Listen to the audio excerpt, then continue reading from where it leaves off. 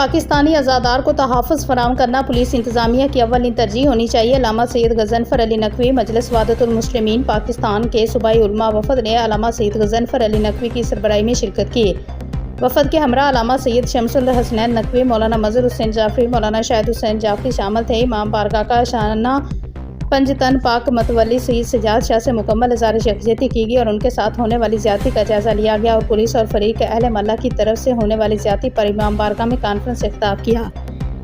शुरका से खिताब के दौरान कहा कि आज़ादारी सैयद शोदा इमाम हुसैन अलैहिस्सलाम हमारी शहर आगे हजात है, इस पर कोई साजिश कबूल नहीं करेंगे। हमारी हजात का मकसद आज़ादारी का फ़रोग़ और आज़ादारी का तहफ़्फ़ुज़ है, जिसके लिए हम अपने खून का आखिरी कतरा भी बहा देंगे। हम सैयद सजाद शाह बुखारी के साथ मुकम्मल यकजहती का इज़हार करते हैं और आज़ादारी के हवाले से हर किस्म के हालात व मुश्किलात में हम सैयद सजाद शाह बुखारी के शाना बशाना खड़े हैं और किसी सूरत आज़ादारी पर आँच नहीं आने देंगे।